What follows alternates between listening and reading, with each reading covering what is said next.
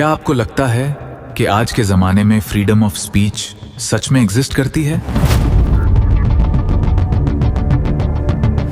या फिर ये सिर्फ एक इल्यूजन है? युगांडा के डिक्टेटर इदी अमीन ने एक बार कहा था, फ्रीडम ऑफ स्पीच है, लेकिन स्पीच के बाद तुम्हारे साथ क्या होगा उसकी गारंटी नहीं।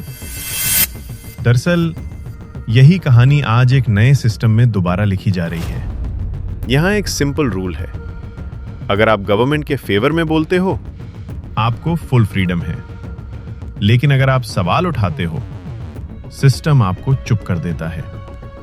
और इस थ्योरी का सबसे शॉकिंग एग्जाम्पल है एक नाम जो हर स्टूडेंट जानता है, खान सर। एक वक्त था जब खान सर को मीडिया का फेवरेट माना जाता था। TV interviews, panel discussions, IT cell का सपोर्ट, सब कुछ था।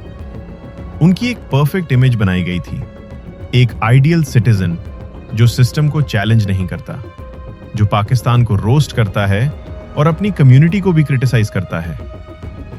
लेकिन सिर्फ एक स्टेटमेंट ने सब कुछ बदल दिया। यूट्यूब वाले स्टार टीचर्स जिनको कुछ जानना ना कौड़ी, कभी ब्लैक बोर्ड लेकर कुछ एक्सप्लेनर बनाते हैं, खाली व्यूज बटोरते हैं, उटपटांग ग्रैब्स लिखते हैं और उसके बाद से अपने आप को इतना महारथी समझने लगते हैं कि कुछ लोग उनको फॉलो करने लगते हैं उनके तमाशे की वजह से, और फिर वो जाकर जहां पर जो आता है वो बोलते हैं और उसके दम पर फिर वो पैसे वसूलते हैं। यहां से शुरू होती है असली कहानी। खान सर और दूसरे टीचर्स ने जवाब दिया, अच्छा, हमको ये नहीं समझ में आता है कि जब ऐसे पत्रकार अगर घर जाते होंगे तो घर में पूछते होंगे लोग कि खाना खाएंगे या आज भी तलवे चाट किया है। उन्होंने मीडिया को एक्सपोज किया, टीआरपी ड्रिवन जर्नलिज्म को चैलेंज किया, और वही मोमेंट था जब सिस्टम ने उन्हें टारगेट बना लिया।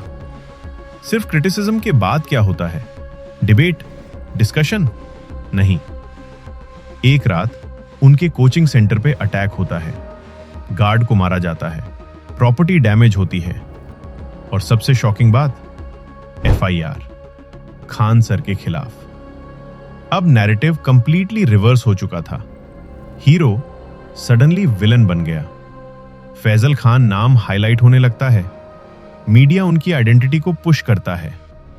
आर्म्स एक्ट के charges, police chase, absconder label.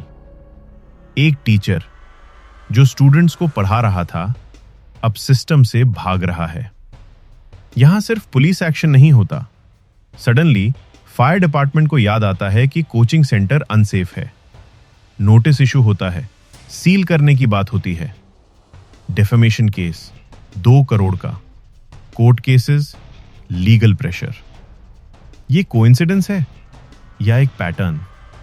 इस स्टोरी का सबसे डेंजरस पार्ट क्या है? सिस्टम सिर्फ एक इंसान को टारगेट नहीं कर रहा, ये एक मैसेज भेज रहा है, अगर तुम सिस्टम को चैलेंज करोगे तुम्हारे साथ भी यही होगा। इसी दौरान लाखों स्टूडेंट्स प्रोटेस्ट कर रहे थे, लेकिन उनकी आवाज कोई नहीं सुन रहा था। इन्फ्लुएंसर्स साइलेंट दे, पॉलिटिशियंस साइलेंट दे, सिर्फ टीचर्स ने आवाज उठाई। और फिर क्या हुआ? उन्हें एजुकेशन माफिया लेबल कर दिया गया। यहां एक सवाल उठता है, मीडिया का रोल क्या है? पावर को क्वेश्चन करना या पावर को प्रोटेक्ट करना?